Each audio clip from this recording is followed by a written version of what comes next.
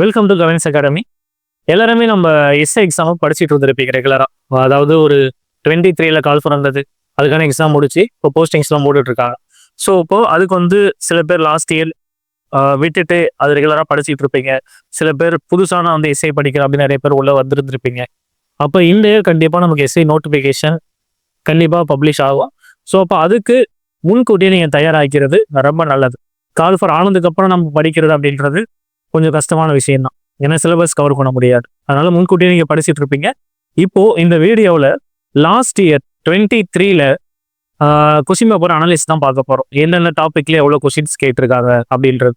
அப்போ இந்த வீடியோல எந்த டாபிக் பத்தி நம்ம பார்க்க போறோம் அப்படின்னா, மேஜரான டாபிக் என்ன அப்படின்னு பார்த்தீங்கன்னா சைக்காலஜி டாபிக் தான் நம்ம பார்க்க போறோம்.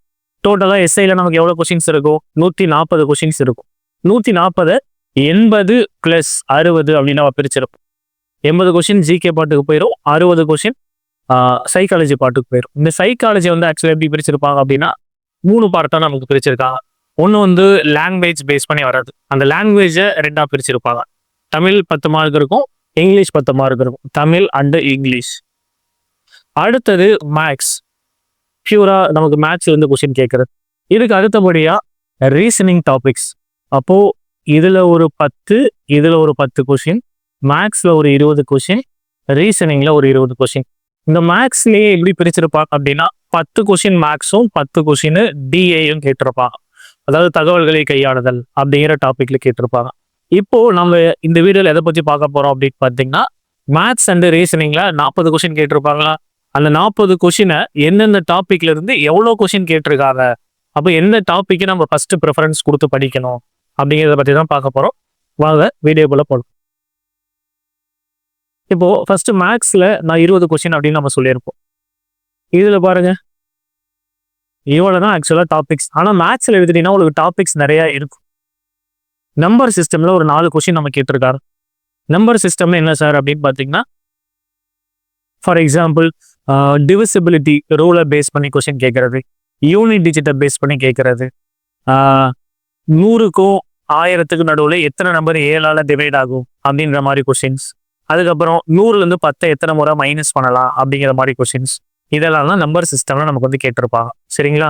அப்படி இல்லைன்னா ஒரு பின்னத்தின் மதிப்பை 4ஆல் பெருக்கும் பொழுது இந்த மதிப்பு கிடைக்கிறது, அப்ப அந்த உண்மையான பின்னத்தின் மதிப்பு என்ன அப்படிங்கிற மாதிரி கேள்வி கேட்பாங்க. அதெல்லாம் நம்பர் சிஸ்டம்ல வந்துடும். அல்ஜீப்ராவில இருந்து ஒரு கொஸ்டின் கேட்டிருக்கா. ஸோ அல்ஜீப்ரா அப்படிங்கும் போது நமக்கு எல்சிஎம் ஹெச்சிஎஃப் பேஸ் பண்ணியும் கொஸ்டின் இருக்கும். அப்படி இல்லைன்னா சுருக்குக அப்படிங்கிற டாபிக் பேஸ் பண்ணி அந்த அல்ஜீப்ராவில் கேட்டுறோம். இவ்வளோதான் கேட்குறாங்க. இதை தாண்டி அதிகமான அல்ஜீப்ரா டெப்புகளெல்லாம் உள்ள இன்க்ளூட் ஆகிறது இல்லை. மென்சுரேஷன் ரொம்ப பெரிய டாபிக், ஆனால் ஒரே ஒரு கொஸ்டின் தான் கேட்டிருக்காங்க. அளவைகள் அப்படிங்கிற டாபிக், சதுரம் செவ்வகம் மட்டும். உங்களுக்கு பெரும்பாலும் 2 டைமென்ஷன்ல தான் கொஸ்டின்ஸ் இருக்கும். அதை தாண்டி 3 டைமென்ஷன் போறாங்கன்னா ரொம்ப பேசிக்கான கொஸ்டின்ஸ். ஃபார்முலா தெரிஞ்சா போதும், அதுக்கு நீங்க ஆன்சர்ஸ் போட்டுற முடியும்.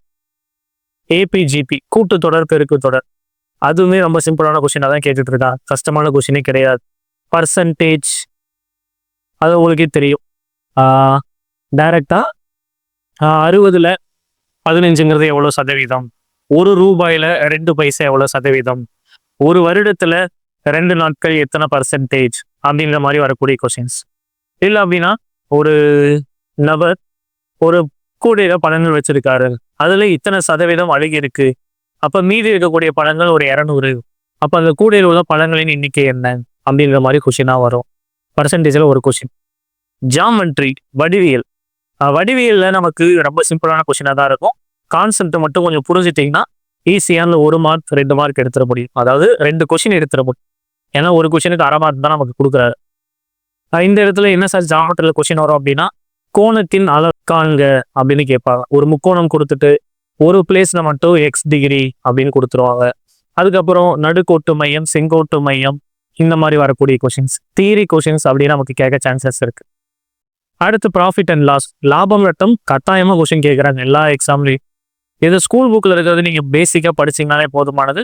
ப்ளஸ் நம்ம சைடில் அகாடமி சைடில் கொடுக்கக்கூடிய கொஸ்டின்ஸ் ப்ராக்டிஸ் பண்ணாலே போதுமானது. டெஃபினட்டாக இந்த ப்ராஃபிட் லாஸ்லாம் நம்ம ஈஸியாக எடுத்துட முடியும். இப்போ இங்கே பாருங்க, மேக்ஸில் எத்தனை டாபிக் வந்திருக்கு? மொத்தமாகவே ஒரு 7 டாபிக் தான் கேட்டிருக்காங்க. ஆனால் இதை தாண்டி நமக்கு மேக்ஸில் நிறைய டாபிக் இருக்கு. அதாவது புள்ளியில் இருக்கு, நிகழ்தகவு இருக்கு, குழாய்கள் மற்றும் தொட்டிகள், நேரம் மற்றும் வேலை, நே நேர்மாறு எதிர்மாறல், சுருக்குக, அடுத்தபடியா வந்து பார்த்தீங்கன்னா வயது கணக்குகள், மீசிமா மீபேவா, இந்த மாதிரி டாபிக்ஸ் எல்லாமே இருக்கு. ஆனால் எதையும் நீங்கள் ஒமிட் பண்ணக்கூடாது. எல்லாமே அதனுடைய பேசிக் வைஸாக நீங்கள் படிச்சிட்டிங்கன்னா எக்ஸாமில் அப்ரோச் பண்ண ஈஸியாக இருக்கும். அப்போ இதில் பாருங்க டோட்டலாக ஒரு 10 கொஸ்டின். நான் முன்னாடியே சொல்லியிருந்தேன், மேக்ஸில் 20 கொஸ்டின் இருக்கும். அதில் 10 கொஸ்டின் ஃபுல்லாக மேக்ஸும் 10 கொஸ்டின் டிஐலையும் கேட்டுருவாங்க. சரிங்களா? இப்போ டிஐனா என்னன்னு பார்க்கலாம். டேட்டா இன்டர்பிரிட்டேஷன், தகவல்களை கையாளுதல், டேட்டா ஹேண்ட்லிங் தான் அந்த மாதிரி சொல்லுது. இதுக்குள்ள என்னென்ன சார் கொஸ்டின்லாம் வரும் அப்படின்னு பார்த்தீங்கன்னா, பை சார்ட் இந்த மாதிரி டயக்ராமேட்டிக் கொடுத்துட்டு அதில் நமக்கு வேல்யூஸ் கொடுத்துருவாங்க. உணவுக்கு 25% செலவு பண்ணுறாரு, போக்குவரத்துக்கு 30% செலவு பண்ணுறாரு, அடுத்தது மருத்துவத்துக்கு 20% செலவு பண்ணுறாரு, அவருடைய ஒட்டுமொத்த சம்பளம் 1,00,000, அப்போ அவர் எவ்வளோ சேமிச்சு வச்சிருப்பாரு அப்படிங்கிற மாதிரி கொஸ்டின்ஸ். ஓகே, பை சார்ட் அப்படின்றது. அடுத்தது டேபிள் பேஸ் பண்ணி நமக்கு ஒரு 3 கொஸ்டின் கேட்டிருக்காங்க. டேபிள் அதே மாதிரி தான். அதனுடைய கூடுதல் என்ன? ஏ அப்படிங்கிறது பிஏ விட எத்தனை சதவீதம் அதிகம்? ஏ வந்து இந்த வருஷத்துல பிஏ விட எத்தனை நபர்கள் கூடுதலா இந்த இடத்துல சேர்ந்திருக்காங்க அப்படிங்கிற மாதிரி கொஸ்டின்ஸ் கேட்பாங்க. ஹிஸ்டோகிராம் அப்படின்னா இந்த மாதிரி இசிஜி பேஸ் பண்ணி வர மாதிரி கொஸ்டின்ஸ். அது நமக்கு வந்து மக்கள் தொகை பேஸ் பண்ணி கேட்கறது. ஒரு நிறுவனத்தினுடைய உற்பத்தி அதிகரிக்கிறது குறையுது அப்படின்ற மாதிரி இருக்கும். அடுத்தது bar graph. So bar graph அப்படின்னா இந்த மாதிரி வரக்கூடியது. இது எல்லாமே நமக்கு எழுதுறது. இந்த பார் கிராஃப்லேயே வந்து பார்த்தீங்கன்னா ஒரு ஸ்கூலுடைய மாணவர்கள் எடுத்த ரிசல்ட் கொடுக்கறது, சப்ஜெக்டுடைய அனலைசிங்கை பேஸ் பண்ணுறது, ஒரு ஊரினுடைய மக்கள் தொகையை பேஸ் பண்ணி கொடுக்கறது, இது எல்லாமே பார் கிராஃபில் வரும். அதில் ஒரு 3 கொஸ்டின் கேட்டிருக்கா. அப்போ டோட்டலாக இதுலேயே பாருங்க 10 கொஸ்டின்ஸ். அப்போ டிஐ எஸ்ஐ படிக்கணும், ரொம்ப இம்பார்ட்டன்ஸ் கொடுத்து படிக்கணும். சரிங்களா? இதில் வரக்கூடாது, அதாவது கேட்காத கேள்விகள் எல்லாமே இதில் நமக்கு கேட்டிருப்பாங்க. இங்கே பாருங்க, ரேஷியோட அதில் கேட்கவே கிடையாது, ஆனால் இதில் கேட்டுருவாங்க. ஆவரேஜும் இதுக்குள்ளே கேட்டுருவாங்க. இதுக்கு அடுத்தபடியாக பார்த்தீங்கன்னா பர்சன்டேஜ் கேட்டிருக்காங்க. அடுத்து அடிஷன், சப்ராக்ஷன், டிவிஷன், மல்டிப்ளிகேஷன், இந்த 4 ஆப்ரேட்டரை பேஸ் பண்ணி நமக்கு என்ன பண்ணுவாங்க அப்படின்னா கொஸ்டின்ஸ் கேட்டிருப்பாங்க. இவ்வளோதான் வந்து பார்த்தீங்கன்னா மேக்ஸில் இருக்கக்கூடிய அனலைசிஸ். அதாவது லாஸ்ட் இயர் இந்த டாப்பிக்ல தான் கொஸ்டின் கேட்டிருந்திருக்காங்க. புரியுதுங்களா? அதனால கண்டிப்பாக உங்களால் 20க்கு 20 இந்த மேக்ஸ்லேருந்து எடுக்க முடியும். ரெகுலராக சேனலை ஃபாலோ பண்ணிக்கிங்க. அதில் நாங்கள் நிறைய வீடியோஸ் அப்லோட் பண்ணுவோம். சரிங்களா? அடுத்தது இதுலேயே ரீசனிங் டாபிக் என்னன்னு பார்த்துடலாம். ரீசனிங்ல 20 கொஸ்டின் கேட்குறேன். அப்போ இதில் என்ன சார் இம்பார்ட்டன்ஸ் கொடுப்பாங்க அப்படின்னு பார்த்தீங்கன்னா, நம்ம ரீசனிங் பொறுத்த வரைக்கும் எந்த டாபிக்கு இம்பார்ட்டன்ஸ்லாம் கொடுத்துட முடியாது. இதில் தான் 10 கொஸ்டின் கேட்பாங்க, இதில் தான் 3 கொஸ்டின் கேட்பாங்க அப்படின்னு எப்பயுமே சொல்லிட முடியாது. எல்லா டாப்பிக்கும் படிக்கணும். ஒரு 20 டாபிக் ரீசனிங்ல இருக்கா, 20ஐயும் நீங்கள் தெரிஞ்சு வச்சுக்கணும். நான் ஒரு 10 மட்டும் படிச்சுக்கிறேன் சார் அப்படின்னா விட்டுட்டு போயிடாதீங்க. எக்ஸாமில் நீங்கள் படிக்காத டாபிக் உள்ள இன்க்ளூட் பண்ணிடுவாங்க. ஏன்னா டாபிக்ஸ் இருக்குது, இங்கே கேள்வி கேட்கறதுக்கு அந்த கேள்விகள் வந்து இல்லை. அப்படிதான் நம்ம ரீசனிங்ல சொல்ல முடியும். ஓகே, இப்போ வாங்க என்னென்ன டாபிக்ல எவ்வளோ கொஸ்டின்ஸ் கேட்டிருக்காங்க அப்படின்னு பார்க்கலாம். கிளாத், கடிகாரத்துல இருந்து ஒரு கொஸ்டின் கேட்டிருக்காங்க. என்ன சார் அதில் கொஸ்டின் வரும் அப்படின்னா, ஒரு டைம் கொடுத்துட்டு அந்த டைம் என்ன கோணத்தை ஏற்படுத்தும் அப்படின்னு கேட்கறது. ஒரு 2:45 அப்படின்னு ஒரு டைம் கொடுத்துட்டு இந்த மணி நேரத்தில் சிறிய முள்ளுக்கும் பெரிய முள்ளுக்கும் இடையே உள்ள கோணம் என்ன அப்படின்னு கேட்பாங்க. அப்படி இல்லைன்னா 2 மணிக்கும் 3 மணிக்கும் நடுவுல எப்போ சிறிய முள்ளும் பெரிய முள்ளும் நேர்கோணத்தை ஏற்படுத்தும், இல்லைன்னா ஒன்றின் மேல் ஒன்று பொருந்தும் அப்படின்னு கேட்கலாம். அப்படி இல்லைன்னா சிங்கோணத்தை ஏற்படுத்தும் அப்படின்னு கேட்கலாம். இவ்வளவுதான் இருக்கக்கூடிய கொஸ்டின்ஸ் இதுல கிளாக்ல. அடுத்தது டைரக்ஷன்ஸ், திசைகள் மற்றும் தூரங்கள். டெஃபினட்டா அது உங்களுக்கு கண்டிப்பா படிச்சிருப்பீங்க ரீசனிங் படிக்கும் போது.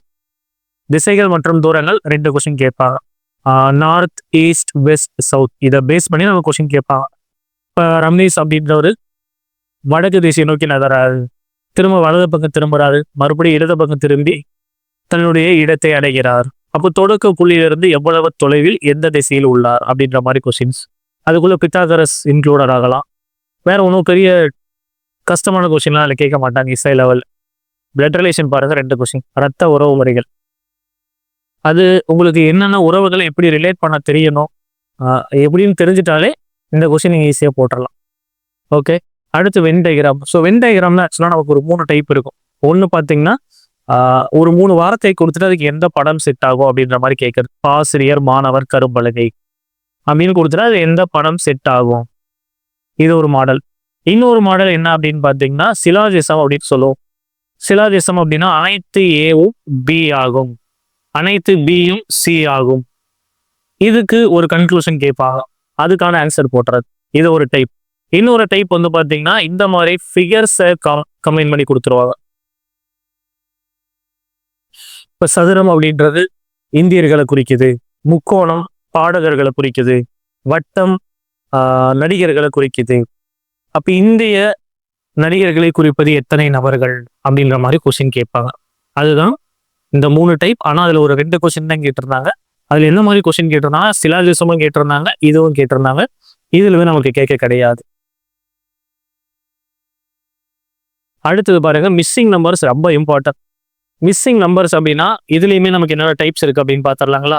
ஜஸ்ட் ஒரு நம்பர் கொடுத்துட்டு அதுக்கு அடுத்து வரக்கூடிய நம்பர் என்னன்னு கேட்பாங்க. இப்போ இந்த மாதிரி 1, 3, 5னா அடுத்து வரக்கூடியது என்ன அப்படின்னு கேட்கறது. இதுலயே இந்த மாதிரி படங்கள் கொடுத்து கேட்பா. ஒரு 3 படம் கொடுத்துட்டு அடுத்து வரக்கூடிய நம்பர் என்ன, இதெல்லாம் நம்பர் கொடுத்துருவாங்க. இன்னொரு படத்துக்கு மட்டும் வந்து பார்த்தீங்கன்னா ஒரு கொஸ்டின் மார்க் கொடுத்துட்டு அந்த கொஸ்டின் மார்க் பிளேஸ்ல என்ன வரும் அப்படின்னு கேட்பாங்க. இதுவும் மிஸ்ஸிங் நம்பர்ல வராது. இதுக்கு அடுத்தபடியா மிஸ்ஸிங் லெட்டர்ஸ் ஏபிசி அப்படின்னா அடுத்து வரக்கூடியது என்ன அப்படின்னு கேட்கலாம். இதெல்லாமே மிஸ்ஸிங் டேர்ம்ஸ்குள்ள வந்துடும். அதுல பாருங்க 4 கொஸ்டின், அதனால இம்பார்ட்டன்ஸ் கொடுத்து படிச்சிடணும். கோடிங் அண்ட் டிகோடிங், குறியீடு மறு குறியீடு. இப்போ ஏபிசியை 1 2 3 அப்படின்னு நம்ம சொல்லுவோம். அப்போ XY Z எப்படி குறிக்கலாம் அப்படின்ற மாதிரி கொஸ்டின்ஸ். இதுல நமக்கு ஒரு 4 டைப் இருக்கும். என்னென்ன 4 டைப் இருக்கும் அப்படின்னா லெட்டரையும் நான் வந்து கோட் பண்ணுவேன். அடுத்து லெட்டருக்கும் நம்பருக்கும் கோட் பண்ணக்கூடியது, லெட்டரையும் சிம்பிளையும் கோட் பண்றது, வார்த்தைக்கு வார்த்தையை கோட் பண்றது. இந்த 4 டைப்ஸ் கொஞ்சம் ப்ராக்டிஸ் பண்ணீங்கன்னா டெஃபினட்டா 2 கொஸ்டின் அடிக்க முடியும். அடுத்தது அனாலஜி, ஒத்தத்தன்மை. இந்த ஒத்தத்தன்மை அப்படின்றது பார்த்தீங்கன்னா நமக்கு ஜிகேல இருந்து கொஸ்டின் கேட்கலாம், மேக்ஸ்ல இருந்து கொஸ்டின் கேட்கலாம், லெட்டரை பேஸ் பண்ணி கொஸ்டின் கேட்கலாம். அதனால நீங்க அந்த மேக்ஸும் லெட்டரும் ஓரளவுக்கு ப்ராக்டிஸ் பண்ணிட்டா போதுமானது. வார்த்தைகள் ஜிகேவிலேருந்து கேட்கறது நீங்க அதுக்குன்னு தனிப்பட்ட முறையில் தான் படிக்க முடியாது. நீங்க பேசிக்கா உங்க ஜென்ரல் நாலேஜ் இது வரைக்கும் படிச்சதை வச்சு அங்கே அப்ரோச் பண்ணீங்கனாலே போதுமானது. ஏன்னா இதுக்குன்னு தனியாக நம்ம ஒரு 1000 கொஸ்டின்லாம் படிச்சுட்டு இருக்க முடியாது. ஏன்னா அங்கே டோட்டலாக எக்ஸாமில் வேற மாதிரி தான் அப்ரோச் பண்ணுவாங்க. அடுத்தது ஃபிகர் கவுண்டிங். ஃபிகர் கவுண்டிங் அப்படின்னா இந்த முக்கோணத்துக்குள்ளே எத்தனை முக்கோணம் இருக்கு, ஒரு சதுரத்துக்குள்ளே எத்தனை சதுரம் இருக்கு அப்படின்ற மாதிரி கொஸ்டின்ஸ். அதுவுமே கரெக்டாக கவுண்ட் பண்ணி போட்டுருங்க. சில கொஸ்டின் நம்ம டைரக்டாக அப்ரோச் பண்ண முடியும். அதாவது MCQ மாதிரி, மெமரி பேஸ்டு மாதிரி. இந்த படம் வருதா, இதுக்கு இதுதான் ஆன்சர் அப்படின்னு நான் சொல்லிடுவேன். இல்லாது அப்படின்னா அந்த இடத்துல நீங்க தனித்தனி முக்கோணமா பிரிச்சு எழுதி பார்த்து சால்வ் பண்ணணும். அதனால இந்த டாபிக் மட்டும் கடைசியாக கொண்டு வந்து அப்ரோச் பண்ணிக்கிங்க. எல்லா கொஸ்டினும் முடிச்சுட்டு 139 கொஸ்டினும் முடிச்சுட்டு கடைசி கொஸ்டினா இந்த ஃபிகர் கவுண்டிங்கை சால்வ் பண்ணி போடுங்க. ஆர்டர் அண்ட் ரேங்கிங் ரொம்ப இம்பார்ட்டன்ட். வர வர இந்த டாபிக்ல அதிகமான கொஸ்டின் எல்லா எக்ஸாம்லையுமே கேட்குறாங்க. தரவரிசை அறிதல்.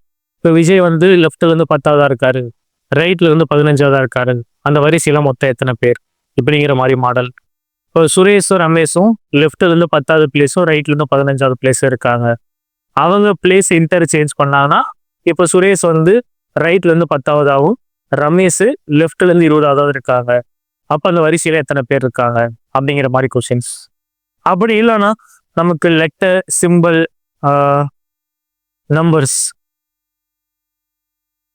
ஸோ இந்த மாதிரி நமக்கு கொடுத்துட்டு குறியீடுகள் எல்லாம் நீக்கிய பிறகு இடமிருந்து 15வது எழுத்து என்ன அப்படின்ற மாதிரி கொஸ்டின் கேட்கறது. இதெல்லாமே ஆர்டர் அண்ட் ரேங்கிங்ல வந்துடும். இதுக்கு அடுத்தபடியா சீட்டிங் அரேஞ்ச்மெண்ட் ரொம்ப ஈஸியான டாபிக் தான். கொஞ்சம் பேசிக் வைஸ் நீங்க புரிஞ்சுட்டீங்கன்னா ஈஸியாக ஆன்சர் போட்டுடலாம். அந்த சீட்டிங் அரேஞ்ச்மெண்ட்ல நமக்கு என்னென்ன டைப்ஸ் இருக்கும் அப்படின்னா, ஒன்று லீனியர் அரேஞ்ச்மெண்ட் இந்த மாதிரி கொடுத்து கேட்கலாம். அப்படி இல்லைன்னா வட்ட வடிவில் அமர்ந்திருக்காங்க அப்படின்னு சொல்லி கேட்கலாம். அப்புறம் சதுர வடிவில் அமர்ந்திருக்கான்னு சொல்லி கேட்கலாம். இல்லைன்னா இப்போ லாஸ்ட் இயர் வந்து ஐங்கோணத்தை பேஸ் பண்ணி கொஸ்டின் கேட்டிருந்தாங்க, இந்த மாதிரி கேட்கலாம். இன்னொரு 5 பேருங்க உட்காந்துருப்பாங்க. ஏவுக்கு 2வது வலது பக்கத்துல பி உட்காந்துருக்காரு, பிக்கு எதிரே சி இருக்காரு அப்படிங்கிற மாதிரி கொஸ்டின்ஸ் தான் இருக்கும். அதை தாண்டி ஒன்றும் பெரிய கொஸ்டின் அதுக்குள்ள கேட்கறது இல்லை. Logical arrangement. ஸோ லாஜிக்கல் அரேஞ்ச்மெண்ட்னா ஒரு 5 வார்த்தைகளை கொடுத்துருவாங்க. அதில் என்ன பண்ணணும், ஒரு பொருள் படக்கூடிய அரேஞ்ச்மெண்ட்டா எழுதணும். இப்போ ஃபார் எக்ஸாம்பிள் பிறப்பு, இறப்பு, கல்வி, திருமணம், வேலைவாய்ப்பு அப்படின்னு ஒரு 5 வார்த்தை கொடுத்துட்டாங்கன்னா அது என்ன பண்ணணும்? வரிசைப்படுத்தி எழுதணும். ஃபர்ஸ்ட் பிறப்பு, அதுக்கு அடுத்தபடியா கல்வி, அதுக்கு அடுத்தபடியா வேலைவாய்ப்பு, அதுக்கப்புறம் திருமணம், அதுக்கப்புறம் இறப்பு. இந்த ஆர்டர், அதாவது நீங்க அப்படியே அதை படிக்கும் போது ஒரு டிராவல் அந்த இடத்துல கரெக்டா மூவ் ஆகுற மாதிரி இருக்கணும். அவ்வளவுதான். அதுதான் லாஜிக்கல் அரேஞ்ச்மெண்ட்னு சொல்றது. அப்ப இதுல பாருங்க ஒரு 10 கொஸ்டின் வந்துருச்சு. புரியுதுங்களா? ஸோ ரீசனிங்ல நமக்கு இந்த இடத்துல ஒரு 10 கொஸ்டின் வந்திருக்கு. இதுல ஒரு டோட்டலா 20 கொஸ்டின். 6, 10, 12, 13, 15, 20 கொஸ்டின். ஸோ டோட்டலா 20 கொஸ்டின். ஆனா இங்க டாபிக்ஸ் மட்டும் எத்தனை வந்திருக்கு அப்படின்னு பாருங்க. இதுல ஒரு 6 டாபிக், அதுல ஒரு 5 டாபிக். அப்ப இந்த 11 டாபிக்ல இருந்து நமக்கு 20 கொஸ்டின் கேட்டாங்க. வேற ஒண்ணுமே கிடையாது. புரியுதுங்களா? அதனால கண்டிப்பா இந்த சைக்காலஜில 40 கொஸ்டினுக்கு 40மே கண்டிப்பா அடிக்க முடியும். நம்ம அகாடமி சைட்ல வீடியோஸ் ரெகுலரா கொடுத்துட்டு இருக்கோம். அது டெய்லி வாட்ச் பண்ணுங்க. உங்களுக்கு எக்ஸாமுக்கு ரொம்ப யூஸ்ஃபுல்லா இருக்கும். அடுத்து வரக்கூடிய வீடியோல இன்னொரு இன்ட்ரெஸ்டிங்கான டாபிக்கோட சந்திக்கலாம். தேங்க்யூ.